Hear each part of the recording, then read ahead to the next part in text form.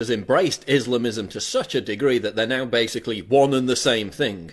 I've got a few questions. If banning people from countries because of their religion is bad, then why do 16 Muslim countries ban Israelis because of their religion? If Islam is culturally compatible with the West, why do 11 Muslim countries still execute gay people? If Islam is culturally compatible with the West, why do the majority of Muslims living in the UK think that homosexuality should be criminalised? If Islam is culturally compatible with the West, why do supposedly modern Muslim countries like the United Arab Emirates detain, harass and threaten transgender people when they try to enter the country? If Islam is culturally compatible with the West, why do you have something literally called the rape game, Taharush Gamir, and something called Bacha Bazi, where old men have sex with young boys? Why do you fail to speak out against Islamic terrorism, yet organise mass protests when someone draws a cartoon of Muhammad? Why do you complain about all Muslims being blamed for radical Islam,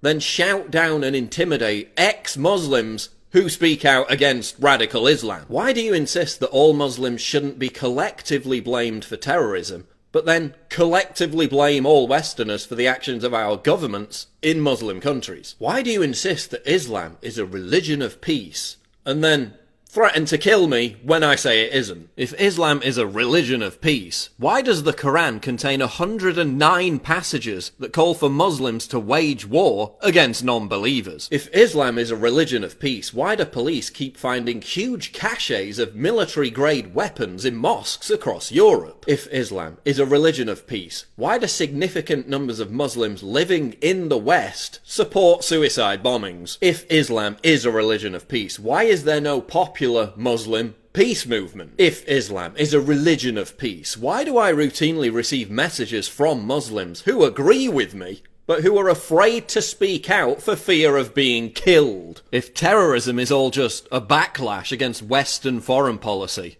why are most victims of terrorism other Muslims? Why do you constantly invoke the Crusades, a 600-year-old defensive war, to make apologies for modern-day Islamic terrorism? That's not an argument. Not an argument. It's not an argument. It's not an argument.